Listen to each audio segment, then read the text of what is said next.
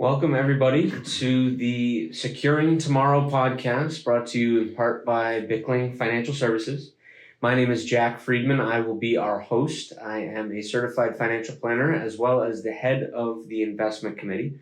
Today, I have Patrick Hanlon, a certified financial planner that works with us at Bickling Financial Services. But before I continue an intro on him, I wanted to express the goal of the podcast, which is to empower our clients through education, helping them understand the why behind each decision so that they can invest with confidence. By cutting through the noise and avoiding the pull of short-term trends, we stay focused on what truly matters, investing with clarity, conviction, and care. The podcast will have many topics. Each episode will bring the best and the brightest folks I work with to you with the common segments of Pros Asking Pros, Many Misconceptions segment, Horrible Headlines segment, and Intelligence That Isn't Artificial segment. But again, today I have with me Patrick Hanlon, Syracuse alum, class of 2009, came from a background of communications and broadcasting journalism, working for many companies that everybody might know, like NBC or Bleacher Report. As he got into finance, he started on the path as a sales associate and internal wholesaler at a large investment company called Pioneer Investments, LPL Financial Internal to Benefit Advisors, as well as an associate VP of Regional Wealth and Advisory Consultant. And now he has landed at Bickling Financial Services as a certified financial planner and a primary advisor. Other than being a father of two, a husband, and a wonderful colleague, I want to welcome you to the podcast. Thank you, Jack, for having me. Excited to be the first guest. Absolutely. Well, let's get this started. As I mentioned, each podcast will have a variety of different segments just so that we can bring a variety of information to our clients. We do a lot of due diligence and investment-related research with a lot of our biggest investment partners. And so when those billion-dollar companies have economists and smarter people than I like to have them on the podcast, similar vein as yourself. So skipping right to the first segment, this is the Pros Ask Pros segment. So this is where I, as a professional in the space, ask questions to any other professional that I might have the podcast, and thank you for being the first. The first question, describe to us what you do. It's a little question. I think succinctly, I try to bring clarity for people's financial lives.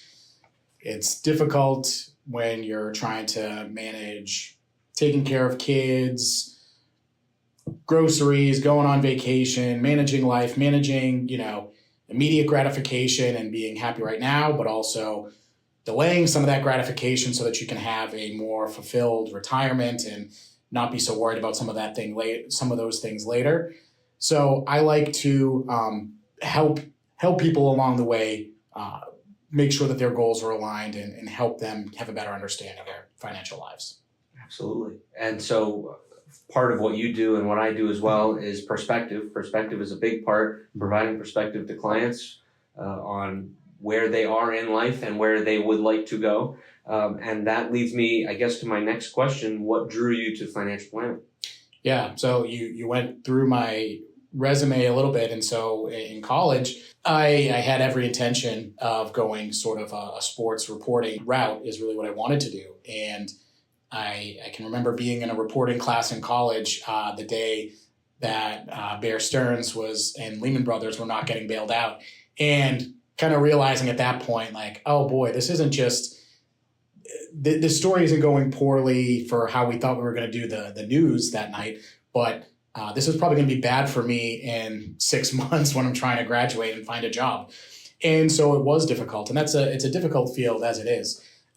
So it was kind of a happenstance of trying to find work and find a maybe different career path, where I started off at Pioneer Investments, as you mentioned, and that was, very customer service centric, where we were, updating addresses, doing distributions for people, no guidance or recommendations from there.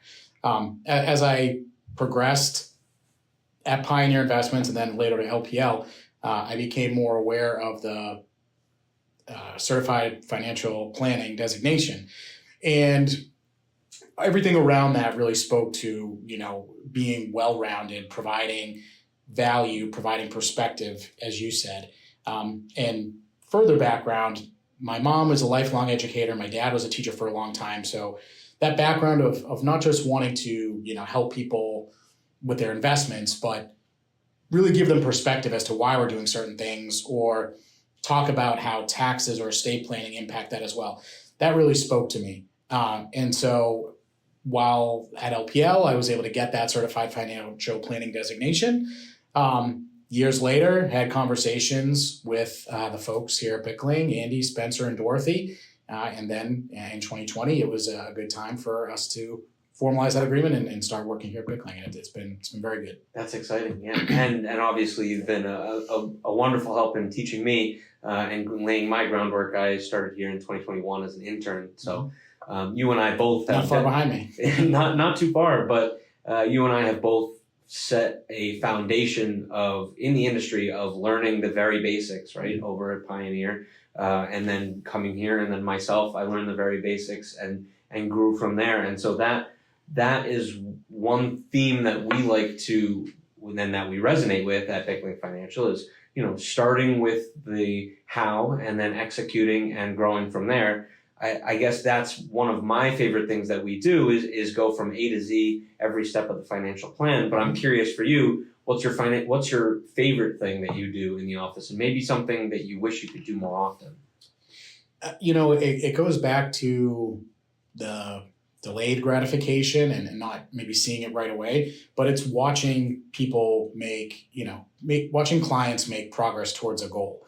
Or maybe when they first come to us, they're overwhelmed by their finances and they're not really sure how they're doing. They're trying to, get their things together. And then, you start working with them for a while and they're sending you spreadsheets about here's what my, new expenses are. Am I on track? Am I off track? Seeing that growth from a client perspective is one of the things that I really like getting to do. Yeah, great. And so based off what you were kind of suggesting, is there a group that you primarily work with, or are you someone that works with everybody? And just describe to me your client base now and where you'd like it to be. Yeah. So I would say we work with everybody, but I take a particular, gratification, and I think where I might be somewhat well suited is for people who are in a bit of transition, meaning they've reached a point, they're successful in work, they're trying to buy a home, they're getting married, they're having kids, all these things, for better or worse. I'm not too far removed from all of those things and going through those processes. And that's just a point too, where again, the background and learning the textbook stuff is very important, but it's also the life experiences of it all. So I think working with, a younger client who feels that they are doing pretty well, but maybe wanting to get a little bit more out of what they're doing, or be more efficient in how they're managing their finances. Those are good people that I like to work with. Yeah, that's great. And one of the biggest goals for this podcast is trying to bring actionable items or tips for everybody listening so that they can be engaged and better themselves, even if they are not working with us. So I guess that leads to another question. When you're looking at all these different age groups, right, there are typically themes. When you're in your early 20s, you're getting a job and looking at 401ks. When you're in your 40s, you're buying a house and having a family. And as that progresses, there are lots of different things along the way that are things that are great to know that can really leverage you and allow you to continue to grow at a pace that you were previously. And so, I just want to spend a little bit of time on some tips that people can gain from, listening to this short conversation, and then potentially reach out to you or anybody from our team if they have further questions. So let's kind of go by double decade. So 20 years. So if you're in your 20s, between 20 and 30s, what's one tip? And then we'll go by 20s. So 40s and 50s, and 60s and 70s, and then 80s and 90s. So what's one tip that you might suggest? You have a new client who's, say, 25 or even 35, right? Pre-buying a house, getting new jobs. What's one tip that you'd give that person? I think the biggest tip sort of for that younger group is to save. It sounds simple, but it's the thing that can have the most impact over time. Creating that good behavior, that good activity that you're going to save, that you're going to be disciplined. That is going to help you not just in retirement, but as you think about buying the home, think about buying other things. It's important to save, and I would say it's the hardest at that time to do it, just because we're the world that we live in. We're on social media. You see people buying cars, going on vacations, different things. So it's a hard habit to create, but I think early on that's the most important thing, because it's going to have such an impact.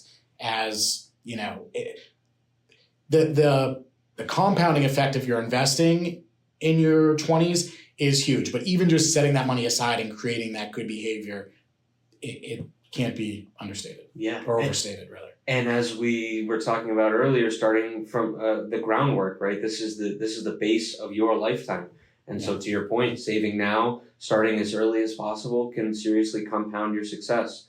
And so there are many ways to save. As of now, there are a lot of accounts that people don't even know exist. HSAs, the only triple tax-free benefit as of today. Tax-free money goes in, it grows tax-free and can be pulled out tax-free for medical expenses. Yeah. People don't know that there are a lot of 401ks out there that they might have available to them at their employer. So, 401ks, there are IRAs, there are all sorts of tax deferred and tax-free ways to save. And even further than that, brokerage accounts, basic brokerage accounts, right? Being consistent in whatever you're doing is definitely proven itself.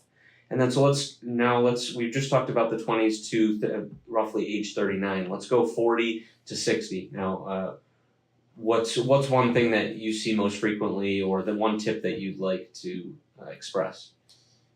I think this is very oversimplified, but I kind of wanted to leave like one word for each, double decade. Sure. And in the 40s, I think it's important, I would say, breathe, because there's going to be a lot of things going on as you're in that age group.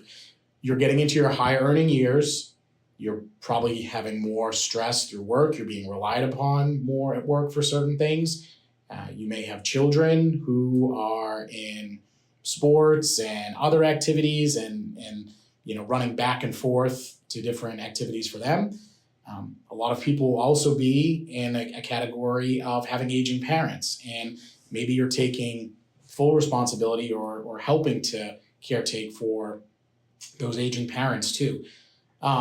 If you've done a good job in your 20s and 30s of saving and putting that money away, creating those good habits, it's important to keep going, keep doing those things in your 40s, but also to take a breath. And, if you own a home, know that something's going to break. And, if again, your kids are going to have issues, your parents may have issues. We work in financial planning. We want, or certainly the people that I work with, I don't want them to save every single dollar so that they can use it in 40 years. I want them to enjoy what life is right now too. So it's kind of balancing those things. And, again, taking that deep breath in your 40s, as long as you've done those things in your 20s, you should afford yourself to be able to breathe and relax a little bit too. Yeah, and that's the age group too that most people come to us at Bickling. Yep. And so, other than the point, which is fantastic, to take a step back and gain perspective and breathe, we have a ton of different kinds of clients that come to us for different reasons. As you're saying, some people are very numbers oriented, so they appreciate our planning software and are able to put a number to the percent of success that they will have over their lifetime, whatever they're planning for, whether it's retirement or buying a house or buying a second house, whatever that situation might be. We have numbers-oriented solutions, and then we have clients who prefer the qualitative data, right? They like to meet with us all the time. They like that we are there for them. We are essentially the second call, we like to say, when any major event happens in their life. So they call a loved one, and then they call us to see what the impact is on their plan. So we have solutions, which is one of the reasons that I picked this firm, is we have so many different solutions, a serious breadth of different technology and expertise at the firm. And so it does go a long way for sure to all these folks. And then so let's talk. So we've talked 20s to 39, we've talked 40 to about 59. Now what about 60 to 80?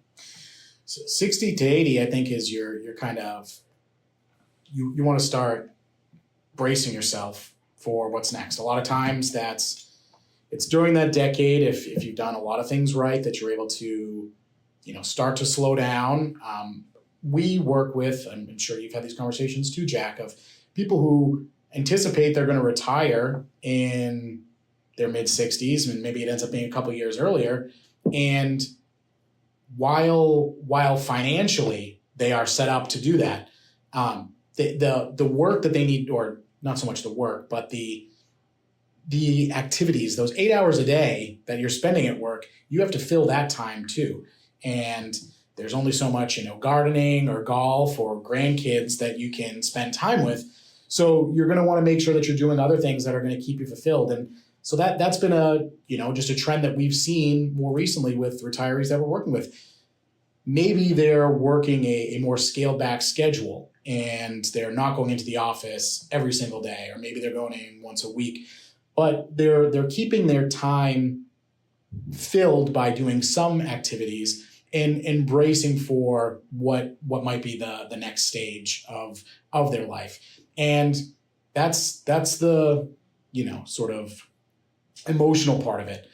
The other side is, what people come to us a lot for is the financial part, to make sure that you are set up correctly so that we can look at if you think, or somebody thinks, that inflation is going to run higher for longer, what's that going to do to their overall plan? If healthcare costs are going to be higher, if there's a pullback in the stock market, what's that going to do for their portfolios?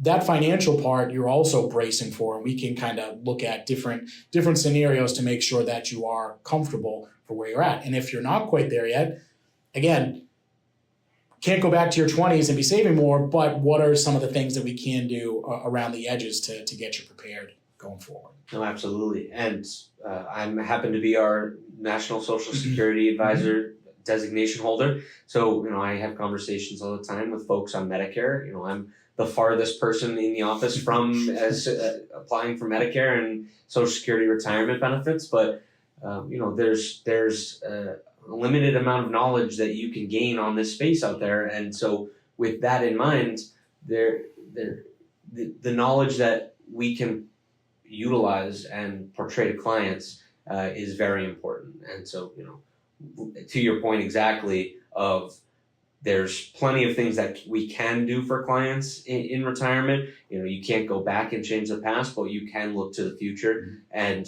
make sure you're filing your Medicare on time, your Social Security retirement benefits at the right time. And, we do have the numbers to support that. So that's great. And then how about past 80s, 80 and beyond?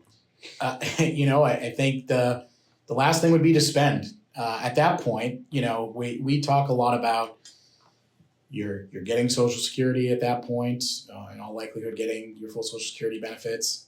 You're pulling from retirement plans. Some people may be pulling from pensions if they're still receiving some of those. So a lot of times, what we're seeing more and more, and it's going to sound crazy to some people listening, but when you start adding in those other sources of income, you have more money in retirement and more monthly income once you're taking your required minimum distributions than what you were getting in your 40s and in your 50s. Because again, now you're not paying for private school or, a certain vacation to a different location, all these things. Some of those costs are coming down. So, the idea, not to get too philosophical, but the point of, money is not to just, grow it as much as possible and have the highest number in your bank account or in your investment account. The point is to use that money that you've worked for to make memories and do the things that you want to do. And by the time you're in your 80s, you are, I would even argue that a lot, this could even bleed into the prior, 60s, 70s as well. you should be spending that money. You should be creating those memories with your families. If you're charitably inclined, you should be doing those things and making sure that you're helping to leave the legacy that you want to do. So, I know that kind of sounds counterintuitive to probably what a lot of financial planners would say, but if you've done all the right things all through your life over those, 50 years or 40 years of working, certainly you should feel empowered to spend the way you want. Absolutely. And we do say it all the time, money's a tool, right? Whether you save your money throughout your lifetime to spend, right? There are some clients that get to the end of the day and they are on their last dollar, and that's perfectly fine, right? Go ahead. Glad you had a fulfilling life. There are other folks that have gotten in the habit, like we were talking about, in their 20s and 30s of saving. And we are the ones telling them, hey, you can afford to spend. You spend this much on a monthly basis. Go ahead and travel. Go do this. And for folks that have the money to do so, can give charitably, exactly like you're saying. And again, there are opportunities for us to help along any point in their life. A lot of folks have plenty of money left over, and we can save them on estate taxes or whatever the situation might be. Been doing this for so long, and everyone in this office has been doing it for so long, that we've kind of seen many, many, many scenarios. So yeah, and I think on that point, there's the trend that we've seen more recently in terms of that spending is, older adults helping their adult children, and this is not a recommendation. It's going to be very personal for the individual, but there's I would say, growing trend that people want to be able to help because of where costs have gone. People that have the money want to be able to provide those gifts to their children during their lifetime versus waiting until they're dead and giving them the money. Being able to give a gift so that somebody can put a down payment on a home or help them with another cost or a vacation or something. Having that impact during your lifetime, again, that's what you've worked all those years for. That's what you've saved all those years for. That's not going to be everybody's plan, but it certainly seems to be a trend that we've seen over the last couple of years pick up a bit more. Yeah, and we're also seeing people living longer. Yes. And so that's a big thing too, making sure your plan has money left over just in case, right? The just in case scenarios. The average age of someone passing in 2000 versus now is a lot different. I want to say it's like 4 years. Yep.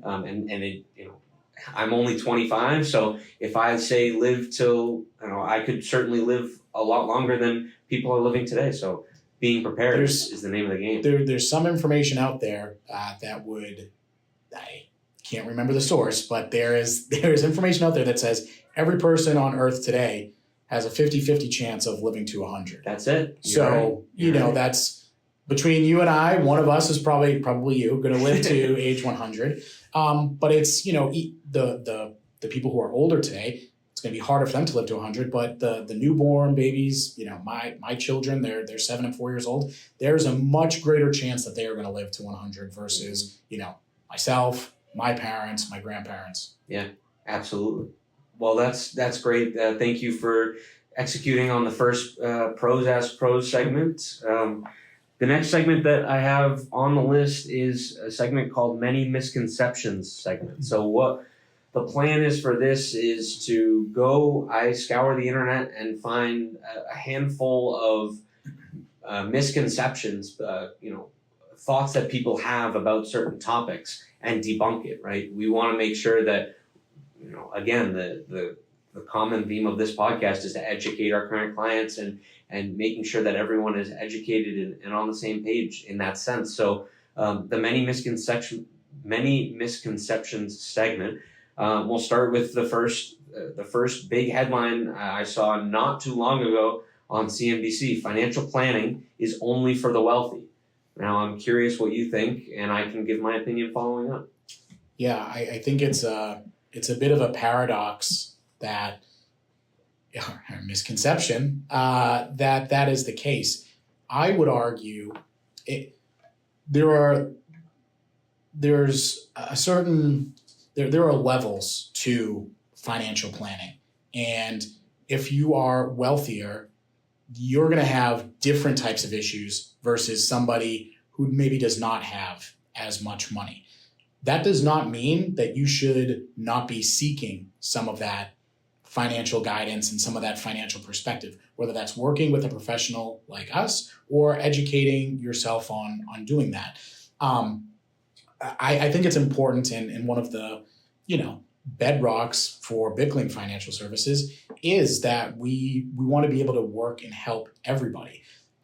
Because while the wealthier clients, again, there might be more extensive planning, I would argue that the impact that we can have working with individuals earlier on when maybe they don't have as much money, we can have a dramatic impact on what their future projections look like. Yeah, and great point too. I do frequently say that the only minimum to working with us is that you want to work with us. Yep. Right.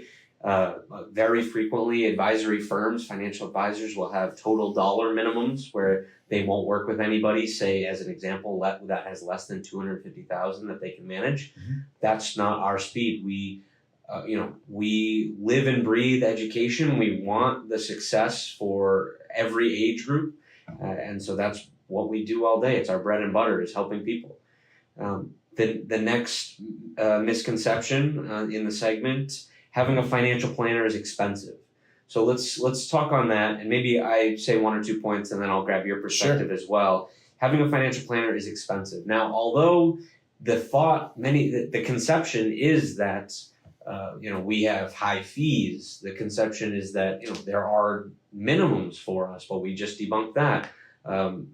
Talk to us about what sort of costs go into having a financial planner, and maybe if you think that there's a best time to have a financial planner, let's talk about that as well. Yeah. So I think the formal ways of working with a financial planner, there's different ways, but the ones that we see most frequently are the very traditional sense of giving somebody an amount of money to invest, and we're going to put those dollars to work for you, and also augment that with a financial plan around the way. And again, depending on the stage of life that you're in, that's going to mean different things, but we're going to do that financial planning for you in that sense. The other way would be to pay a specific fee for a financial planning agreement. So let's just say somebody came to us and said, I manage my own money, but I'd like you to take a look at it and give your feedback on what it is. Also, I have these estate planning documents that I did 15 years ago. I need to know if those are set up correctly. I think I'm getting ready to retire, or I'd like to retire in 5 years. I'd like to know if that's feasible or not. There's probably going to be, or we would have a fee associated with that. And it's going to really have to do with how complex the situation is. If it's one retirement account and one bank account, that's going to be pretty simple. If you have multiple stock options or RSUs from different companies that you've worked at over the last 30 years, that could complicate things a bit more. But you can pay a fee for that. And for the first way of working with somebody and letting us manage the money on your behalf, that's an ongoing conversation. That's we're working with you pretty regularly, and you get a new job, something happens, grandchild is born, like you said, we want to be that second phone call after you kind of talk it over with your family.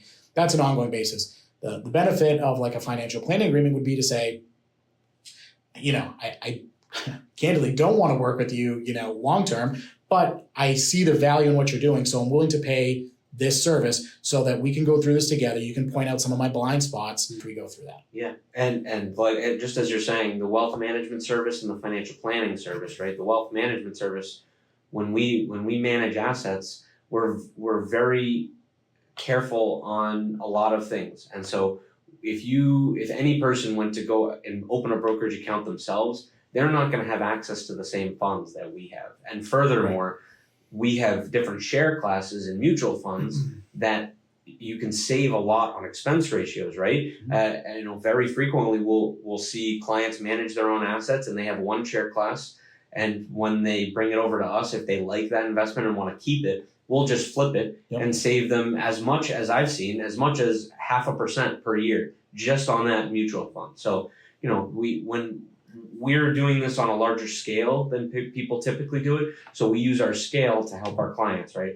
Other than expense ratios, we're hoping to build you a portfolio that's more appropriate to your risk profile than maybe you have yourself, or we can, depending on what your goals are, build you a portfolio that beats a certain benchmark. Now, obviously, we cannot guarantee anything, but our investment philosophy is looking 3 to 5 years out, right? And who knows when the next 2022 or 2020 is going to happen, or a lot of people didn't know what was going on in 07, 08, 09, and the folks at this firm knew very quickly because we have our ears to the ground all the time. And then again, on that financial planning side, right, we take in the data, we analyze, and we talk to you, and we can do it multitude of different ways. We can hold your hand through making these changes, or we can just set you off and say, hey, this is the dollar value that we are suggesting that you could save, or that you could,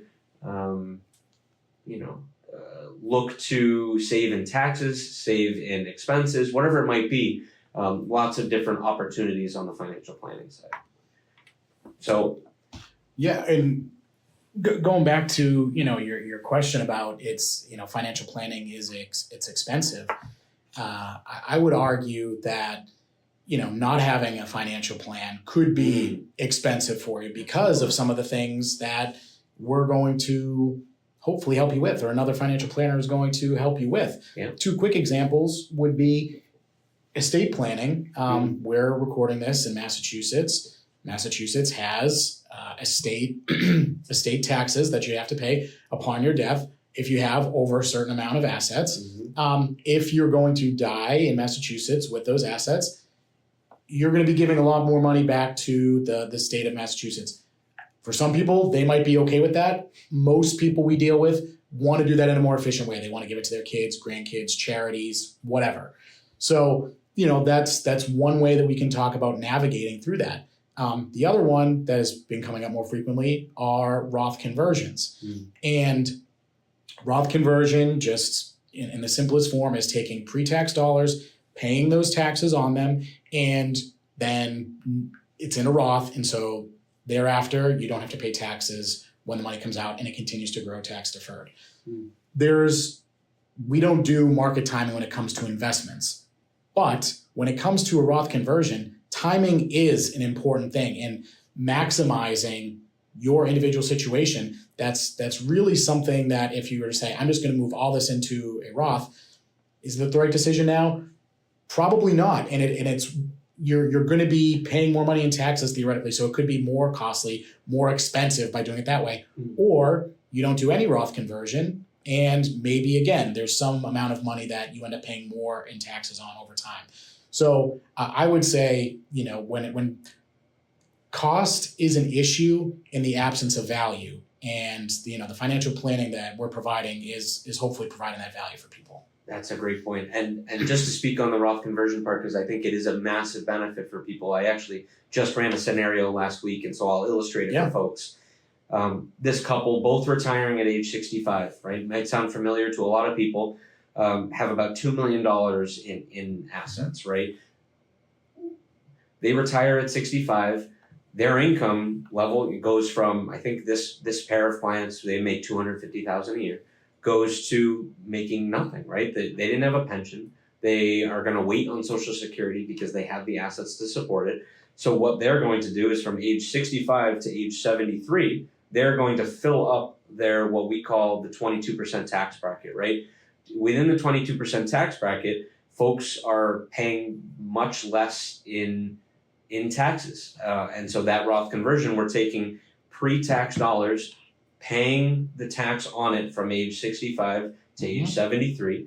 And then by the end of their life, at the end of the time frame, which was 30 years total, so 95, retired at 65, the end of the plan is 95, they're going to have $1.5 million left to go to their heirs just by doing this strategy. So again, they start with $2.5 million. That over time, being diligent, having a good portfolio, it will grow a significant amount. And without doing this Roth conversion, they only would have, their assets would have only grown to about 4.5, but the assets will end up growing to about 6. So very impactful. I always say it depends on the scenario, right? Sure. Of course. But if anyone has a conversation or wants to have a conversation on what a Roth conversion is and how it can apply to them, please absolutely reach out. We're more than happy to have that conversation. So that was a good many misconceptions segment. 3 things that we hear all the time in the industry that hopefully we can debunk for a handful of people. The next 2 segments, hopefully we can get this done relatively quickly, but we're not going to rush through anything. So the next segment is called Horrible Headlines, and I'm very excited to get to the last segment, but we'll get to Horrible Headlines. So Horrible Headlines is a segment, like I mentioned previously about I saw that misconception of that it's expensive to have a financial planner on CNBC. We see headlines all the time, right? In creating our foundation for education, I need to speak to a lot of people who are a lot smarter than me. So learning, constantly reading blurbs and articles from some of the biggest companies in the world. Mm-hmm. And so in doing that and looking at publicly available news outlets, there are a lot of just either blatantly wrong headlines or horrible headlines. And so that's what I'm hoping to do with each guest. So Patrick, today you and I will be looking at a handful of headlines. Okay.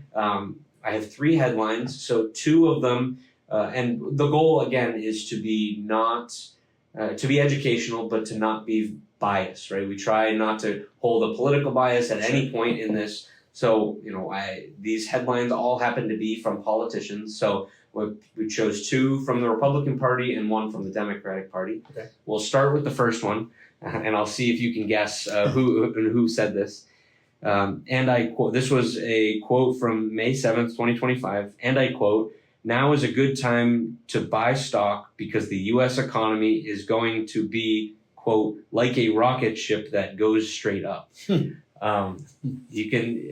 You could probably guess who said that, but that was President Donald Trump.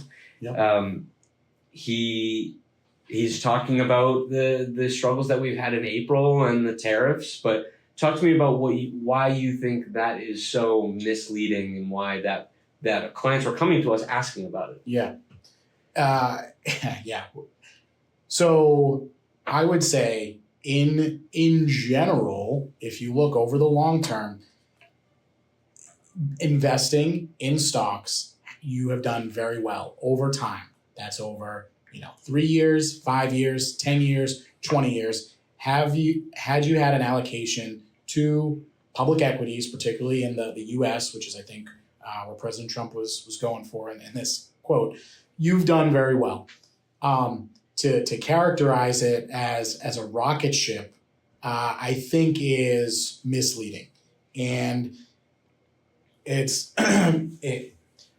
it's misleading because you're talking. There are certainly companies. There are certainly companies that could do very well and would benefit from certain headlines and do well. But to say that the stock market is going to go up like a rocket ship in the short term, it's very hard to predict. It's again looking over like decades and looking over several years. It's fair to say that investing in stocks will have done well for you and you should benefit over time. But if going back to, you mentioned like some difficult years, if you had invested, you started your investing journey in 2008 or in March of 2020 or the beginning of 2022, you have a much different percent. None of the people who invested at that time, I think, would characterize the ride as a rocket ship. Mm-hmm. So I think that's a tough way to characterize it. Yeah, and these days he's saying the economy goes up like a rocket ship, but inflation went up like a rocket ship. The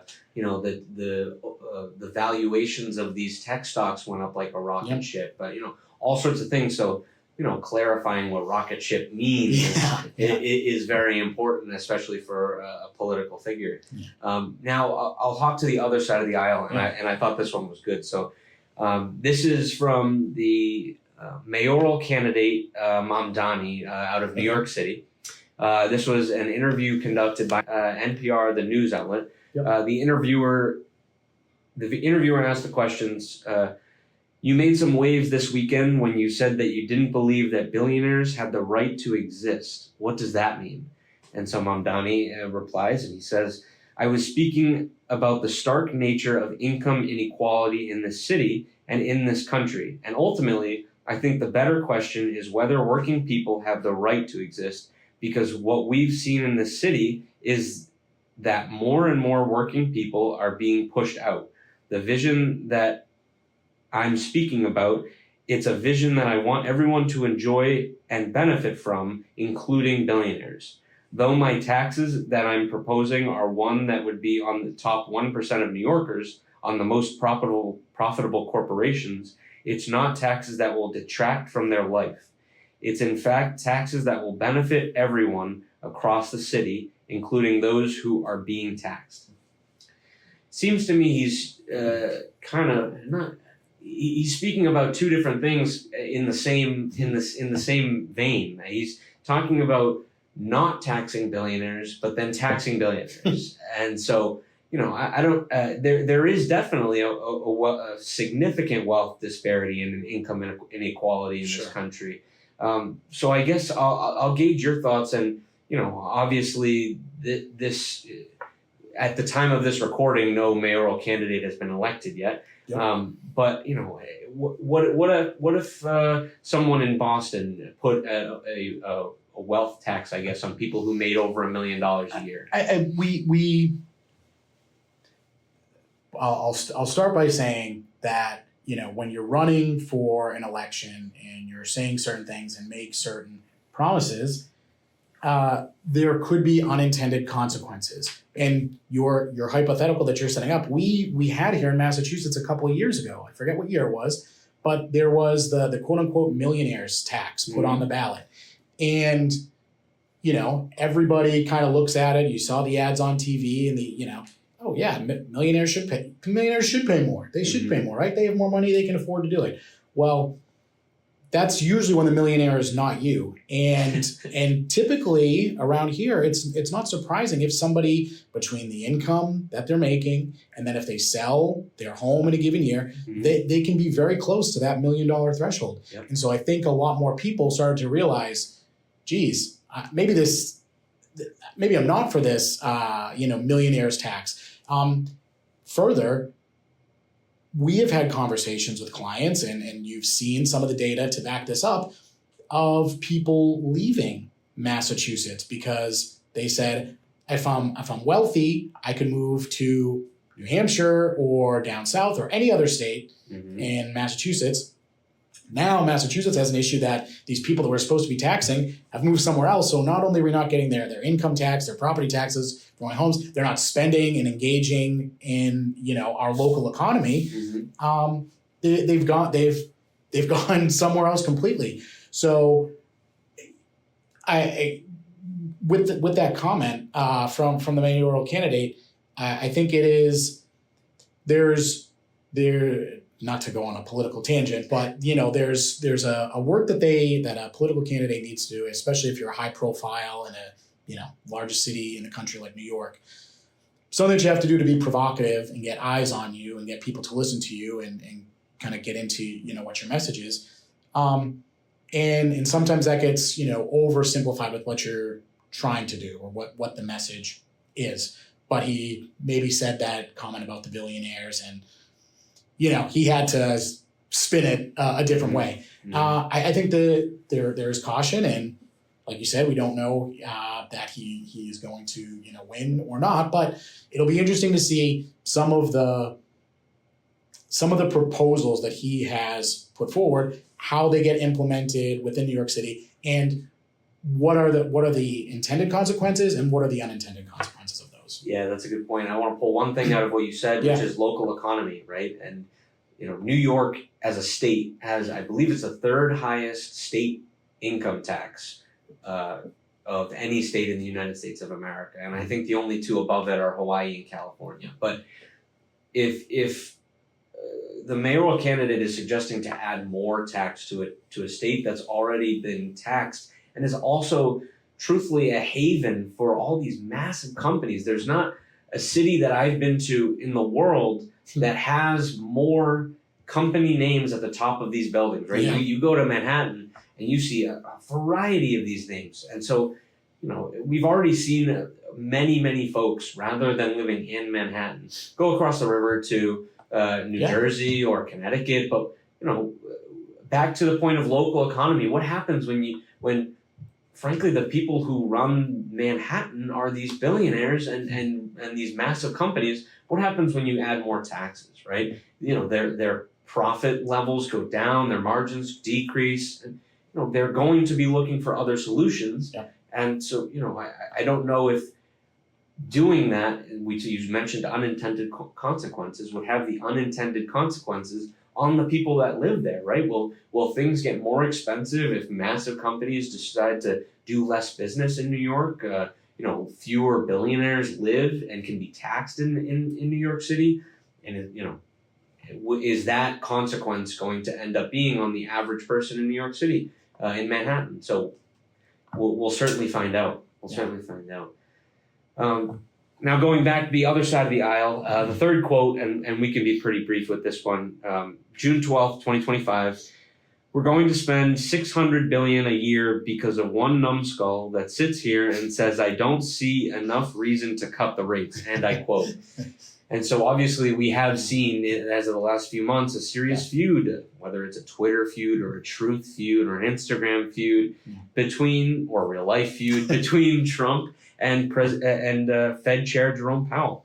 So I just want to talk a little bit about Jerome's job and the Fed's job. And so, from what I see and what I know, but you'll have to correct me, Federal Chair Jerome Powell and his team at the Fed, their number one goal is to manage inflation. And what tool do they have to do that with is short-term rates. When President Trump, at the onset of his presidency, buys hundreds of millions of dollars of bonds, and then is asking now for the reduction in rates while inflation has been sticky, I see a little bit of a problem with that. Interest rates go down, bond values that you own go up. Yep. Right. That's pretty. I just bond didn't math. graduate too long ago, but those are in the textbooks, right? So, maybe if you want to touch on inflation, or maybe what you see the role of the Fed chairs to be in this environment. Yeah, I think when, again, kind of getting into the CFP curriculum, one of the things that I remember in an early lesson was the Fed, when you think about the economic cycle of going up, things are going good, where surpluses, all this, and then you go down and you have a recession and you hit the bottom and you trough, and then things go back up. The Fed's job is to make that a straight line. They don't want things to be running too hot. They don't want things to be running too cold. They want to keep it, just right in the middle. And they're never going to get that right 100% of the time. But that is, like you said, they're trying to make sure inflation is not running too high. They also want to make sure that when there is economic weakness, that there is reason for people to keep spending money and engaging and borrowing money, doing more development, doing those types of things.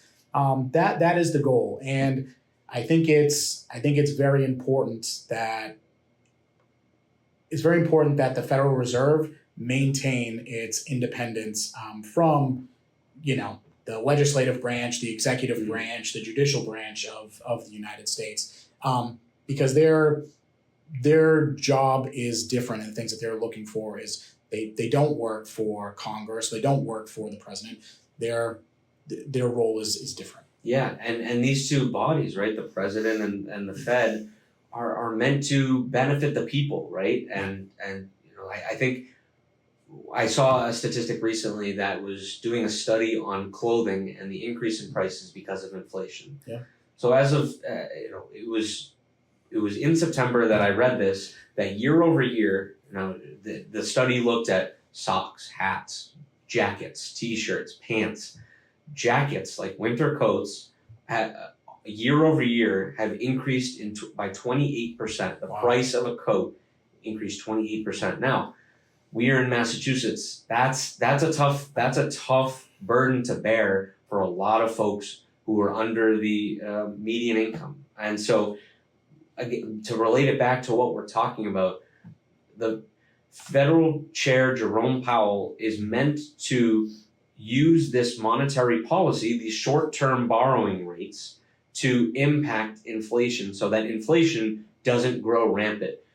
So that the year-over-year change in coats from now till next year is not another 28%, right? Yeah. Your egg prices, your milk prices are not up 6, 7, 8% next year. So, he has a bigger job than what a lot of headlines are giving him credit for. If you look actually at the data that he presents, inflation was hot. He was inherently doing what he suggested he would do a year and a half, 2 years ago, which is control this inflation. And so now it's on, as of the time of this recording, the inflation is starting to head down, but we are seeing a handful of companies announce layoffs. This is the quarterly earnings season. I think Amazon just announced that they're laying off tens of thousands, which is not, there are going to be tens of thousands of families where the primary earner is out of a job, or even the secondary earner. So, that runs right in line with what Federal Chair Jerome Powell does, and making sure that inflation is in tune with where it has been historically. So now, my favorite segment, which I've been looking forward to the entire time, and Patrick, I think you have a really great topic that we're going to talk about, but I'll give an intro to it. So what this segment is going to be about is intelligence that isn't artificial. So a lot of us have heard in the headlines, artificial intelligence, this company is building a data facility, this company is building a new robot with AI. We've all probably called a phone number and heard an AI individual at the end of that call. So, that's what's filling up the headlines these days. So what my goal is to bring a new piece of innovation that many people haven't heard about to the podcast. So let's talk about what you might know that is an innovation beyond artificial intelligence. Yeah, and this is going back to kind of where we started, but one of the things that we get to do is see where the investment is, where the investment opportunities are, what innovation is going on in the world, so that maybe there's an investment opportunity there. One of the places that has been up until this year not a great ride has been the sort of biotech, medical, healthcare space that's been very challenged from an investment standpoint. However, I think that one of the more interesting things going on right now is in minimal residual disease or detection of molecular diseases, MRD for short. In essence, and it is way more complicated than this. This is really the succinct, dumbed down version of it. But think about what do you have a smoke detector in your house for? You have smoke detectors in your house so that if the smoke is appearing earlier than the raging fire, you're able to take action. You're able to put that fire out. You're able to call the fire department. You're able to get you and your family out of the house before the catastrophe happens. When it comes to this MRD technology, it's really trying to do the same thing. It's trying there can be trace amounts of cancer molecules in our bodies that are just there, and an MRI scan is not going to catch for those. Some of the other technologies that have been used through many years are not going to catch those. this is a way of being proactive and screening for that ahead of time. And the idea, I think all of us have probably been affected by somebody who, has cancer, either a family or a friend, something like that. This is a chance to make that, find out about that sooner, so that if you find out about it sooner, you're able to intervene more quickly, and you have more ways, treatment or otherwise, to take care of it. So again, this is not, it's becoming more of a real, technology that's going to be available in the coming years, I think, for us. And, what I hope, in learning more about this, what I hope is that, just like when I go to the doctor and I need to get blood work done to check, cholesterol and, vitamin D and other things, that there's going to be some sort of test or saliva swab that's going to check for some of these other markers and indicators. And if that's going to help, people, despite, whatever type of cancer or sickness that they might have, to have an early detection of that and figure out a treatment well ahead, time is the most important thing for that. I think that can have, a tremendous impact for all of us. No kidding. And the impact it'll have on families, right? Yeah. It's absolutely incredible. I actually, speaking of this, I saw, I want to say it was at the beginning of this year, but it was a headline that talked about Dak Prescott of the Dallas Cowboys. Obviously, he's been a professional quarterback for Dallas for a long time.